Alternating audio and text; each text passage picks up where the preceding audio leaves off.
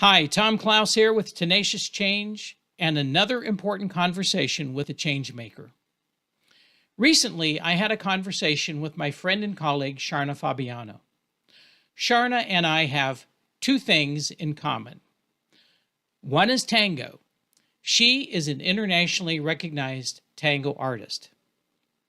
I simply try to dance tango without hurting myself or anyone else, including my spouse, who is also my dance partner. The other thing Sharna and I have in common is our work in the realm of followership as it relates to leadership. In fact, we met each other through our common interest in followership. Over the course of her 20-year dance career, Sharna Fabiano has toured to over a dozen countries, designed partner-based movement courses for undergraduates, and founded a nonprofit tango organization. Sharna also brings her deep understanding of the leader-follower dynamic in social dance into the professional sphere with original coaching programs that help individuals and teams collaborate more successfully. You can learn more about Sharna in the description below this video, which also includes links to her website, her blog, and her podcast. One of the reasons I wanted to have this conversation with Sharna Fabiano is because she understands leadership and followership in a way many academics do not, as a student and teacher of dance. In this conversation, Sharna and I talk about the insights she has gained about leadership and followership through the art of dance. Now, don't forget to hit the red subscribe button to receive notices of when I've posted new videos and conversations. Now, let's get going. Oh, and no dancing shoes needed. Yet.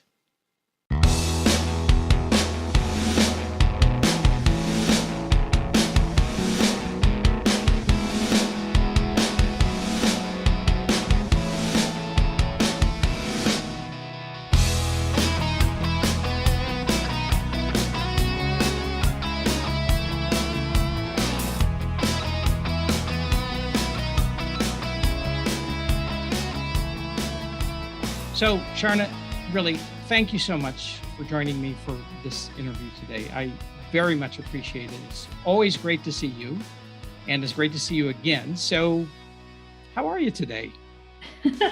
Well, thank you, Tom. It's always lovely to see you too. I'm doing well today. Yeah, I went for a nice hike this weekend, so I'm body tired, but spirit inspired. Whoa, I like that. Body tired and spirit inspired. I kind of feel that way after I've been hiking around the golf course, actually. I think I can kind of relate, but so very nice. So Sharna, I got to know you first by video. I saw you dancing with Isaac in a video you did for Ira Chaliff, whom we both know and appreciate as the creator of the courageous follower theory and framework. So that video is used by Ira, as some folks will know, and I use it, and you perhaps use it as well in the courageous follower training that we do. I know, though, from previous conversations that your career did not begin in dance, but in technology.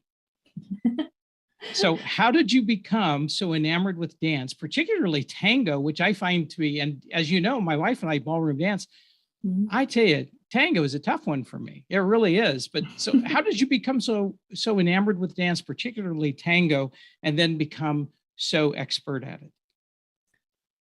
Well, I feel like that portion of my life is a little bit entangled, so I'll do my best to pull the threads apart here. I would say I'm gonna start this story at the end of my undergraduate degree, where I had done studio dance in the past as a child. Like my mother put me in ballet classes and contemporary dance classes. So I had dance in my life early on. But in college, I got interested in improvisation, and that was contemporary improvisation, stage improvisation. But on a trip to England, I was in England for 6 months as part of my degree. I went there to study literature and art history. I discovered ballroom dancing and partner dance in general. And so this was for me a whole different realm of improvisation. And then during the last my senior year of college, I was simultaneously exploring that and also interning for a web design company. So this is where my early, I guess I don't know if I would want to call it my tech career. I was, I worked for a tech company for a hot minute before I dove into dance. But that was kind of that moment. Those were kind of moving together for me. I was interested in, this was 1997. I graduated from college. So I was thinking of working in web design and also exploring this partner dance thing. And that got me to Boston, where I had my first official job for a web development company. And then I was still social dancing for fun, to meet people. And in that process, I stumbled into a tango class, right? Which many tango dancers will tell you this story. They stumbled into a tango class, or a friend dragged them to a tango class. And I was just, kind of enamored, kind of love at first sight sort of thing. Because tango, not many people know, is the dance with no basic step. And so the experience of improvisation is much more complex than you would have like in a swing or a salsa or a ballroom dance, where it's a bit more established what the steps are. So that was kind of the seed of all this. And then I gradually moved away from tech and towards dance, right? I did work a real job for a year and a half, but then I started freelancing. I was a freelance web designer for about 5 years while I was studying tango and traveling to Buenos Aires and traveling to Europe to study with different teachers.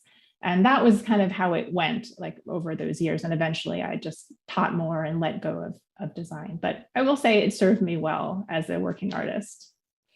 Yeah, I bet it did. Absolutely. Even working artists maybe still need a little bit of income on the side until the art really takes off, right? So, absolutely. Yeah, absolutely. Yeah.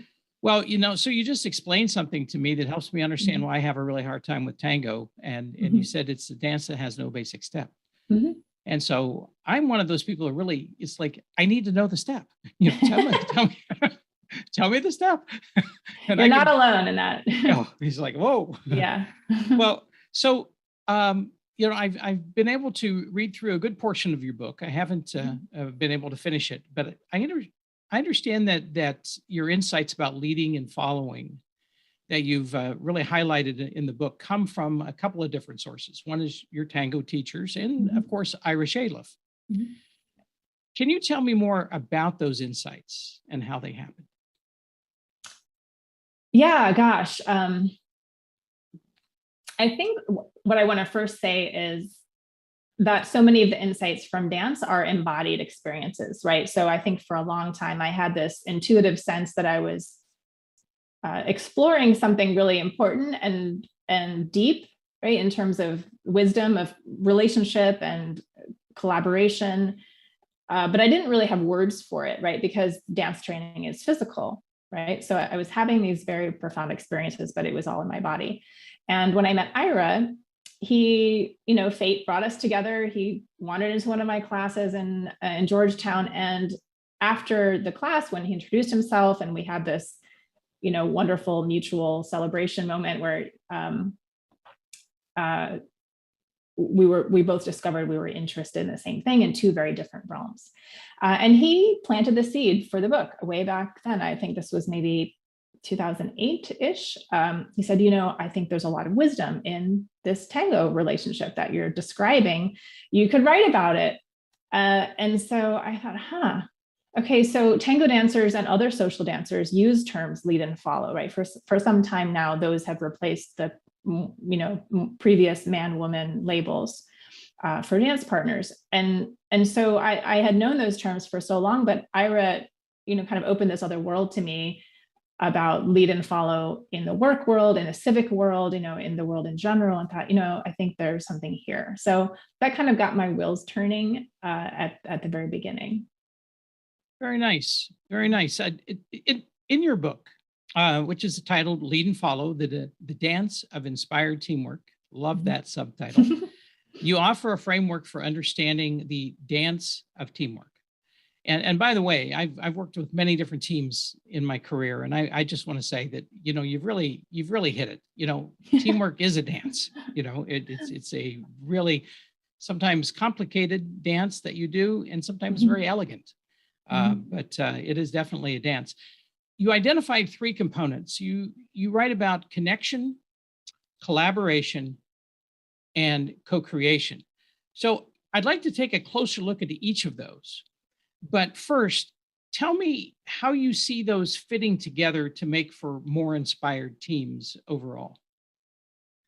Yeah, absolutely. So those very much taken from my embodied dance experience. For me, they're sort of like a walk, run, fly trajectory, in the sense that they build on one another. So dancers, connect first and then they collaborate, which is like the nuts and bolts of the dance. And then, they're always striving to co-create, to make something new and special and transcendent. And so in a sense, you walk before you run before you fly, and then, they're a little bit sequential, but they're also, I think, can act as a bit of a diagnostic. And I've done this with some teams where, say you're finding it challenging to collaborate with a colleague, like we just can't seem to get, this done, or we always miss each other. You might want to ask yourself, well, is there a breakdown on the connection side, right? So what if we go back a step? Or, if there's something where you're not feeling creative, maybe there's something in the flow of the collaboration that isn't, quite working. So I've done that as well. And I think they're not only like a 1, 2, 3, but also kind of a cyclical thing in terms of, dancers are always going back to the connection in the beginning and renewing their relationships. And so when there is a kind of a breakdown in that, 3-part movement, I guess, or dance, in teamwork, often it's at the ground level, like the connection level, where we might have taken for granted, that we're connected, that we already know each other, but maybe something's off and it's throwing off our deadline, or it's throwing off our ability to think together. So you shared something there that I don't think I'd heard you talk about before, or at least if you did, it just kind of went by me and I didn't pick up on it. But it's that idea of thinking of this this 3-part framework as really a kind of diagnostic. Mm-hmm. And as you explain that, I'm just reflecting on the different team experiences I've had, and I'd say, yeah, that just makes a lot of sense. Is it just very intuitive that yeah, if you're really struggling with collaboration or co-creation, maybe you need to back up a step and ask yourself, is something going on here that is really impacting our ability to do this? So I'd like to take a little bit closer look at the idea, the concept of connection. What do you mean by connection, and how does that happen between people? Yeah, I think connection is one of those words that can mean a lot of things. So I'll try to speak to what it means to me based on dance, and how I've taken that into work. I'll use an example of a work meeting, actually. So something we're familiar with. So imagine you're meeting your team for like the first time. What's the first thing you might typically do? Maybe introduce yourselves, maybe provide a little background on what your expertise is relative to the task at hand, much like we've done in this podcast, right? Kind of gave a little background. So this for me is the connection phase. And sometimes in the working world, you might hear the word like trust building or rapport instead, but it's sort of, I think, describing the same phenomenon. So to go a little deeper into that, right, it's not just sharing bits of information on a cognitive level, but it's more, at least, from my point of view, it would say the opportunity here is to intentionally choose to do things like take a personal interest in your teammates, set a very clear positive intention in your mind about what work together is going to be like. Maybe give everyone the benefit of the doubt at the beginning, right? Express curiosity. So if you're doing these things both externally, right, and internally, then what you're doing is you're setting the foundation for what is going to come after, right? The work that will follow after that, good communication. And I would say this also true of teams who work together frequently. Like, you still need to maintain connection. You might not spend as much time every time you come together, right? Every meeting you have, connecting, how are you, Tom? How was your weekend? You might do a little bit of that, not as much. But if you don't do it at all, the meeting starts to feel transactional and a little cold. And so that actually compromises the flow of information and the flow of exchange. So that's how I would describe connection. And on a dance floor, even dancers who know each other for years and years, they'll spend a moment when they come together to sync up, like physically, bodily, so that they have a felt experience of being together and being seen and like recognized, and then they'll stop off together. So part of what I'm hearing you say in that is it seems to relate to a concept that I use a lot in my work, which I think may be a broader concept, which is this idea of relationship. That we have to really ground the work that we do together in a solid relationship.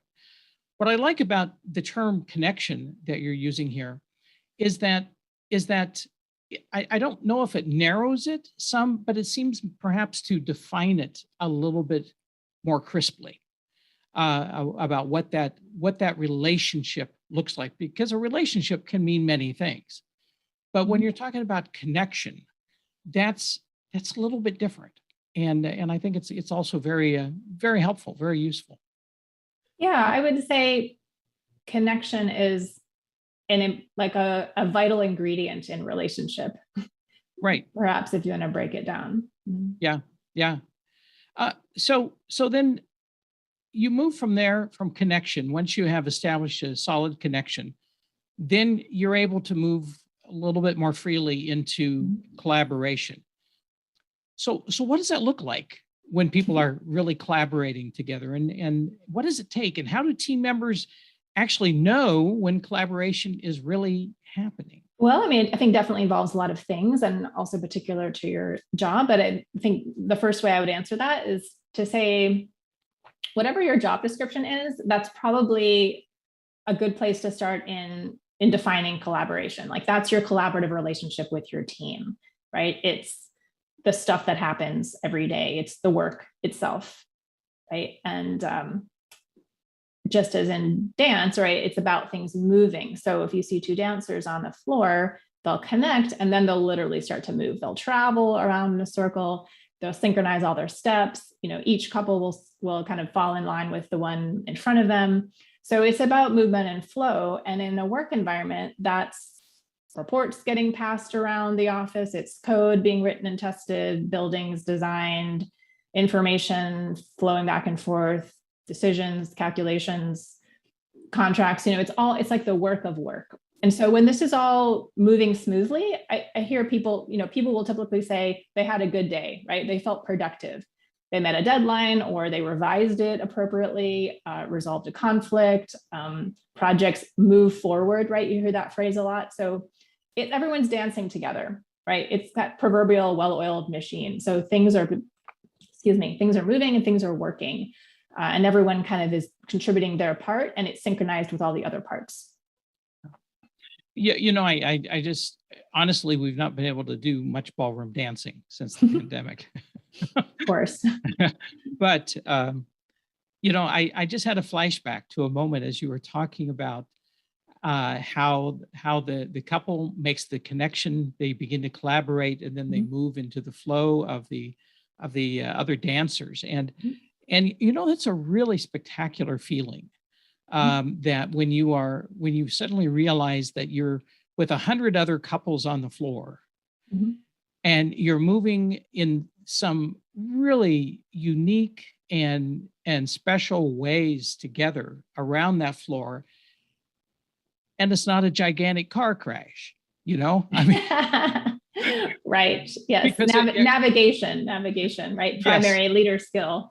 Yeah. I mean, it's really a remarkable kind of feeling when that happens, and I think that's, for me, that's like, yeah, we really, as a couple, we really got that together at this moment, because we're able to move and really just enjoy the dance.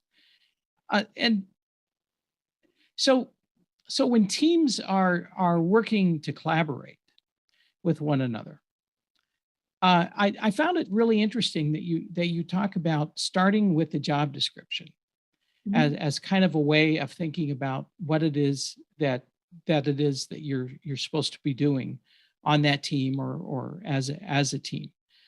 Do you find do you find that people have difficulty letting go of the job description to allow themselves to be more collaborative? I don't know if that's a question that even makes any sense, but it was just one of those things that popped into my head.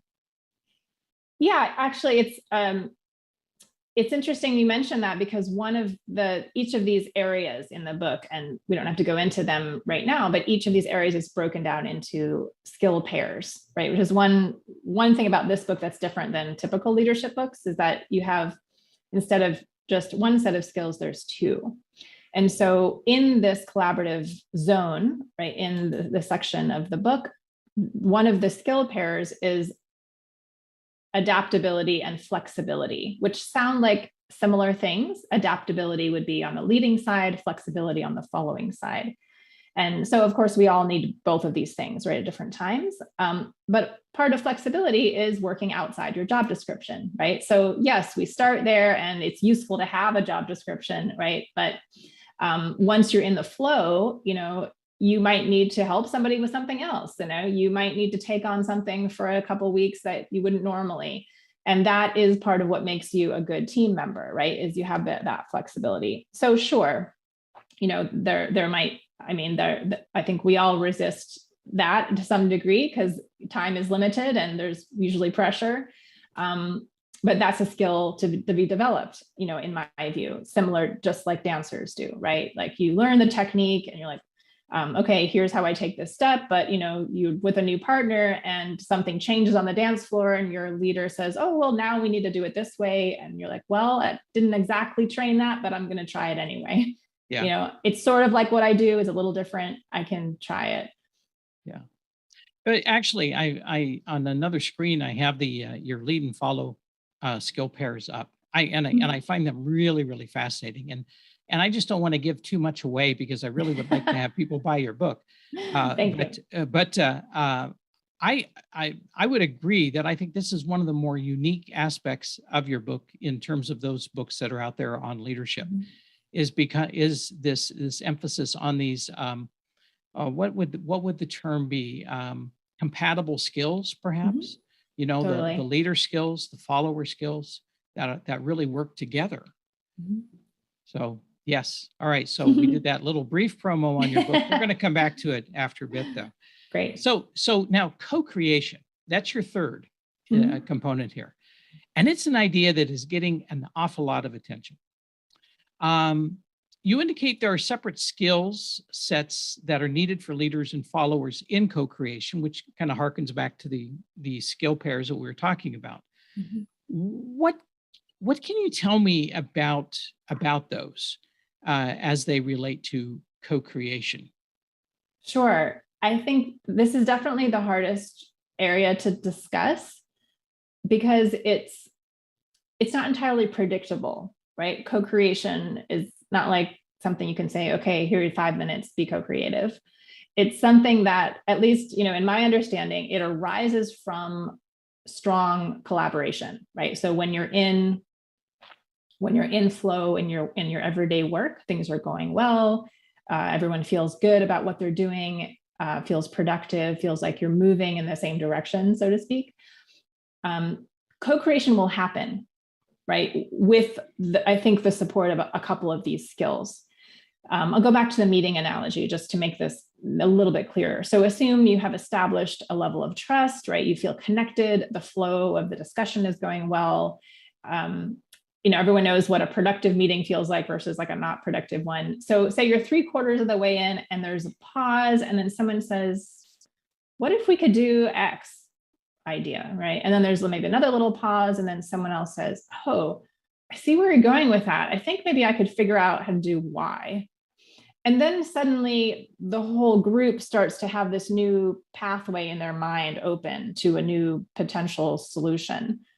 So that's what I would call a co-creative moment, right? Where you didn't predict it, but everything is flowing and then suddenly just these ideas come and we don't know from whom they're going to come. And so the leading and following gets a little bit blurry. And that's also true in dance, right? You start to not really know at a certain level, like where that idea came from, who made that decision. You just go together, right? As a sort of one of my teachers says, the shared tango body. Hmm. But I would say, of course, in the book, I do have skills. So I would say number one, not necessarily the leader person, but like the leader mind, right? If we say we're in a team, the roles are a little blurry. Everyone has a leader mind and a follower mind, right? Or a kind of way of being with other people. So the leader mind needs to have a capacity for imagination, right? And that's just to imagine, right? It's that what if question. Oh, what if this? What if we did it a different way? What if we applied this practice over here in this other department? So that's like kind of leader mind of imagination. And then the follower mind, right, then that goes with that kind of supports that, is a certain capacity for boldness or willingness to go into that unknown area, to take a step down the new path where there's a certain risk. And in dance, it's a literal step, right? It's a split second of time where the leading partner has that what if moment and give this new signal, and the follower partner just goes, right? Not knowing what's going to happen. And they go physically, like bodily. So I think that's the best way I can give a quick sketch of the skills. And it's that, again, that what if moment is like the leader imagination. And then the follower boldness is like, oh yeah, I can sort of see that. Let me take a step down there. Let me try to figure this part out. Yeah. I really like what you're saying about that very, very much. I am a person that has, over the last umpteen years in my career, really come to embrace complexity theory. Mm-hmm. And I love working with complex adaptive systems, but I know that's not everybody's thing, because it can be exceedingly frustrating to work with systems that are so completely shifting all the time. Mm-hmm. But it hit me as you were explaining that, Sharna, that I could see this progression, that you're starting with two separate entities that are making a connection. Mm-hmm. Or in a case of a team, you're talking about, umpteen number entities making a connection. Mm-hmm. And then they begin to learn to collaborate. And that learning to collaborate is necessary because as they come together, they really do form at least in the case of dance partners, Mm-hmm. a small complex adaptive system. Yes. Yes. Right. And Very so out of that, then, the co-creation is going to be one of emergence and experimentation, Mm-hmm. and something that works and some things that don't work. Right. Yep. Yes. That's just going to happen because of the system that has been created. And of course, if you have a larger team, now you've got a complex adaptive system with many more agents in it that are going to bring to bear some of the complexity that is there. So I really like that. I like that a lot. And I can understand why you're saying that's a little tough to get your head around, because it is a little tough for folks to get their head around it. But as you've seen, as I've seen, it actually really works. It's pretty cool when it happens. Pretty extraordinary. Yes. Extraordinary. And I love thinking of a dance floor actually as a complex adaptive system. Thank you for that. That's a beautiful layer of description. Yeah, it really is very complex, very adaptive. Yes. Yeah. Full of mistakes, and then adaptations that come out of the mistakes as well. That's right. That's right. Yeah. So here's a question for you. Mm-hmm. If I were a person who was just put in charge forming a work team, and I was coming to you for advice, and I said, Sharna, what would you tell me are the most important things for me to do to build an inspired team? What would you say to me? Well, I mean, I think this won't surprise you. I would probably suggest that they start thinking about connection, right, as a foundation, especially with a new group. But to think about it in an expansive way, right? Because I think this stage is probably the one that's most easily overlooked or tossed out, right? Because it can be subtle, and because it's a very felt experience. So it's not enough, in other words, in most cases, to just say, oh, let's have a Zoom happy hour, or let's like have a, team lunch or something. Like that's not enough to get to the kind of connection I'm talking about, where you have a felt sense of belonging and safety. So I would say really like give yourself some time to think, what is going to create that sense for this team, right? It doesn't necessarily mean a lot of talking, a lot of Zooming, because, especially if you're remote still, that can be really tiring. But, what if it's like, I don't know, some sort of personal note sent through the mail? Maybe it's some sort of buddy system where you're actually getting to know one person first before the other. Maybe it's some sort of activity like writing a formal set of agreements about like what our work's going to be like. Maybe it's a pet parade. I saw that in another group, which is super creative, right? Like it's a way of getting to know people that is, emergent, right? That's never happened before. Pet parade. I love that idea.